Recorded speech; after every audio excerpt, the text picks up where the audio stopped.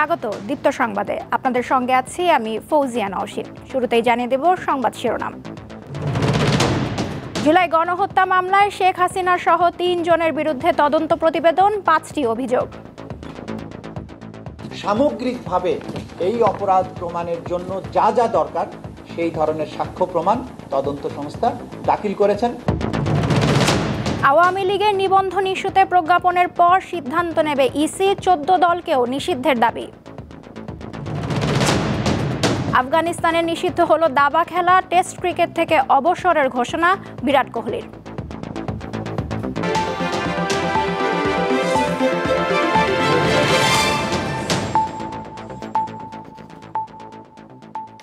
এবারে বিস্তারিত।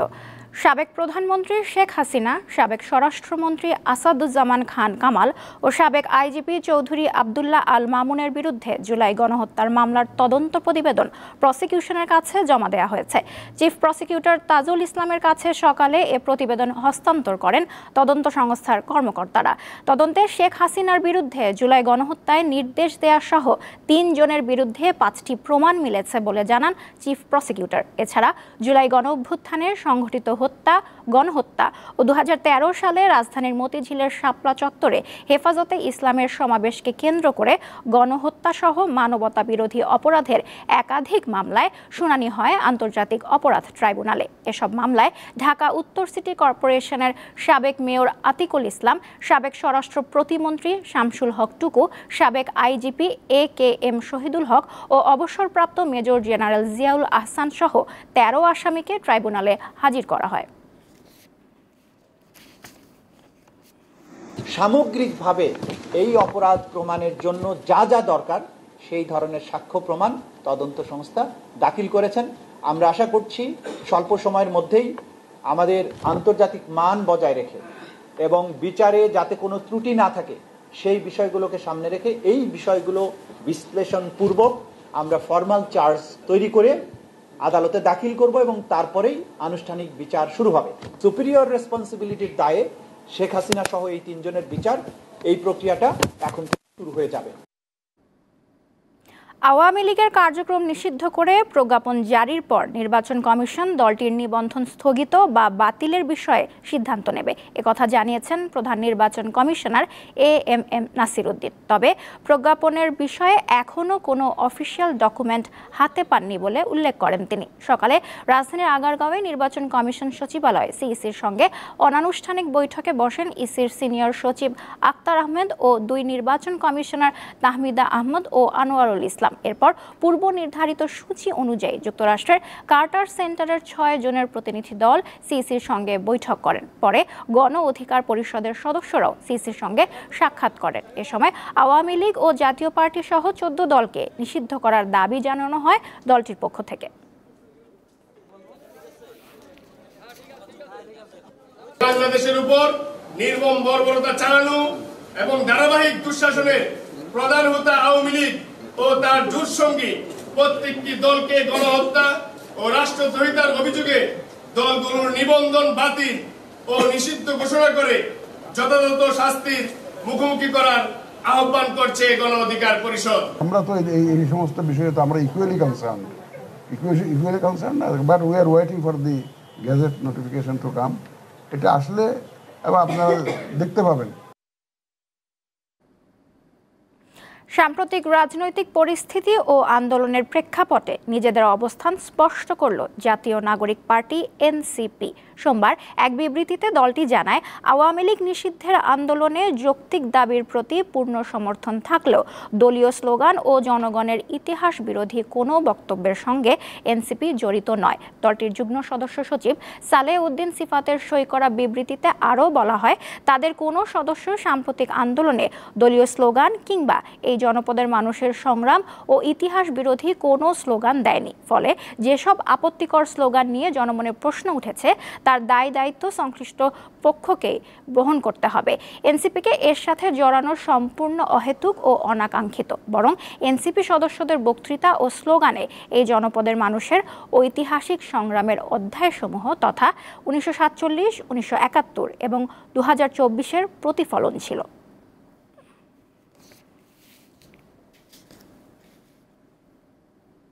সিভিল সার্জনরা মন থেকে চাইলে সীমিত সম্পদের মধ্যেও স্বাস্থ্য ও চিকিৎসা সেবার মানের উন্নতি সম্ভব বলে মন্তব্য করেছেন প্রধান উপদেষ্টা ডক্টর মোহাম্মদ ইউনূস। তিনি বলেন, স্বাস্থ্য খাতে যে নিয়ম কানুন রয়েছে তা প্রতিপালন করলেই উন্নতি সম্ভব। সোমবার রাজধানীর তেজগাঁওয়ে নিজ কার্যালয়ে সিভিল সার্জন সম্মেলনের উদ্বোধনী অনুষ্ঠানে এসব কথা বলেন প্রধান উপদেষ্টা। বাংলাদেশের স্বাস্থ্যসেবা এখানেই শেষ। আমরা যারা আছি, আমরা যা করি তাই বাংলাদেশের স্বাস্থ্যসেবা। আমাদেরকে দেখে দেশের মানুষ অনুপ্রাণিত হবে, আমাদের দেখে দেশের মানুষ হতাশ হয়ে যাবে। নির্ভর করবে আমরা কি করলাম সেটার উপর। আমি ডাক্তার, আমি স্বাস্থ্যকর্মী, আমি স্বাস্থ্যের দায়িত্ব নিয়োজিত। স্বাস্থ্যে অনেক কিছু আমি করতে পারি, চিল্লাচিল্লি করতে পারি, কাজ করে ফেলতে 10 জনকে ডেকে ডাক্তার সবাই মিলে বলবো আসুন তো ভাই, এটা করে ফেলে। আমার বিশ্বাস সবাই সাড়া দেবে। বাংলাদেশ সড়ক পরিবহন মালিক সমিতির বার্ষিক সাধারণ সভা অনুষ্ঠিত হয়েছে। রোববার রাজধানীর একটি হোটেলে আয়োজিত এ সভায় দেশের বিভিন্ন স্থান থেকে আসা পরিবহন মালিকরা অংশ নেন। সভায় প্রধান অতিথি হিসেবে উপস্থিত ছিলেন বাংলাদেশ সড়ক পরিবহন শ্রমিক ফেডারেশনের সভাপতি শিমুল বিশ্বাস। অনুষ্ঠানের শুরুতেই বার্ষিক প্রতিবেদন পেশ করেন বাংলাদেশ সড়ক পরিবহন মালিক সমিতির মহাসচিব সাইফুল আলম। এ সময় বক্তারা সড়কপথে চাঁদাবাজি বন্ধের দাবি জানান।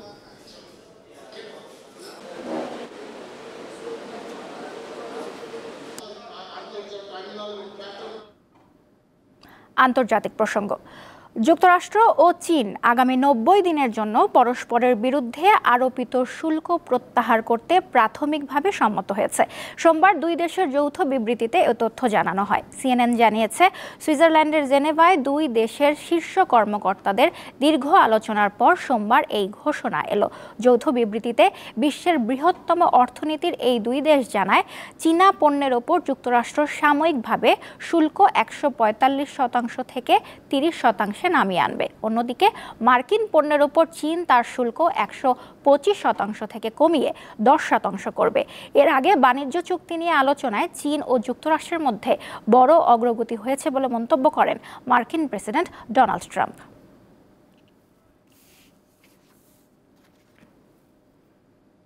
যুদ্ধবিরতি নিশ্চিত করতে জিম্মি 1 যুক্তরাষ্ট্রের বংশোদ্ভূত ইসরায়েলি নাগরিককে মুক্তি দেওয়ার কথা জানিয়েছে ফিলিস্তিনের স্বাধীনতাকামী গোষ্ঠী হামাস।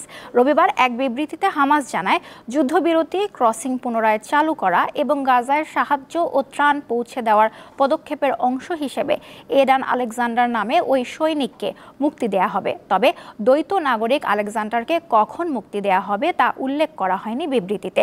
এদিকে গাজা উপত্যকার আশ্রয় কেন্দ্রে ইসরায়েলি হামলায় আরও অন্তত 15 জন ফিলিস্তিনি নিহত হয়েছেন।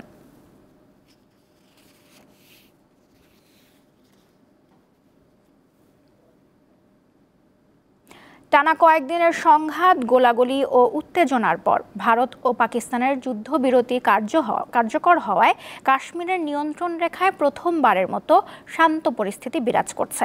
সোমবার সকালে এ তথ্য জানিয়েছেন ভারতীয় সেনাবাহিনী। তারা এটিকে সাম্প্রতিক দিনগুলোর মধ্যে প্রথম শান্ত রাত হিসেবে উল্লেখ করেছে।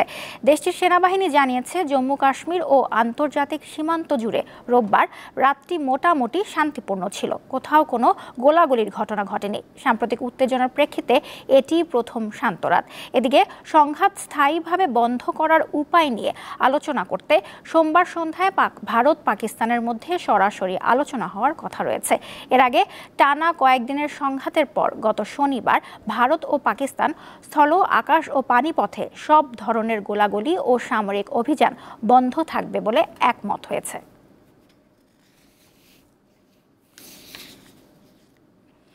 তালেবান সরকারের নৈতিকতা আইনে জুয়া নিষিদ্ধ থাকায় দাবাকে জুয়ার উৎস হিসেবে বিবেচনা করে আফগানিস্তানের দাবা খেলা নিষিদ্ধ করা হয়েছে। আন্তর্জাতিক বিভিন্ন গণমাধ্যম সোমবার এ তথ্য জানায়। আফগানিস্তানের ক্রীড়া পরিচালনা অধিদপ্তরের মুখপাত্র আতাল মাসওয়ানি AFP-কে বলেন, শরীয়ত অনুযায়ী জুয়ার একটি মাধ্যম হিসেবে বিবেচনা করা হয় দাবা খেলাকে, যা গত বছর ঘোষিত সদাচার প্রচার ও অসদাচার নিষিদ্ধকরণ আইনে নিষিদ্ধ। তিনি বলেন, দাবা খেলার বিষয়ে ধর্মীয় বিবেচনা রয়েছে এবং এই বিবেচনাগুলোর সমাধান না হওয়া পর্যন্ত আফগানিস্তানে দাবা খেলা স্থগিত থাকবে।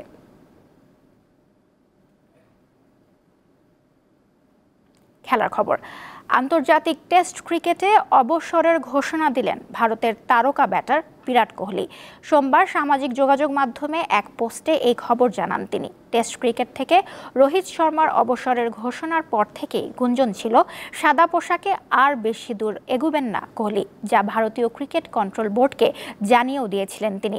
অবশেষে সব জল্পনা কল্পনার অবসান ঘটিয়ে টেস্ট ক্রিকেট থেকে আনুষ্ঠানিকভাবে অবসরের ঘোষণা দিলেন সময়ের অন্যতম সেরা এই ব্যাটার। প্রায় 14 বছরের টেস্ট ক্যারিয়ারে 123টি টেস্ট ম্যাচে 9,230 রান করেন কোহলি, যেখানে আছে 30টি শতরান ও 31টি অর্ধশতক। শেষ করব দীপ্ত সংবাদ, যাওয়ার আগে জানিয়ে যাব শিরোনামগুলো। জুলাই গণহত্যার মামলায় শেখ হাসিনা সহ 3 জনের বিরুদ্ধে তদন্ত প্রতিবেদন, 5টি অভিযোগ। আওয়ামী লীগের নিবন্ধন ইস্যুতে প্রজ্ঞাপনের পর সিদ্ধান্ত নেবে ইসি, 14 দলকেও নিষিদ্ধের দাবি। আফগানিস্তানে নিষিদ্ধ হলো দাবা খেলা, টেস্ট ক্রিকেট থেকে অবসরের ঘোষণা বিরাট কোহলির।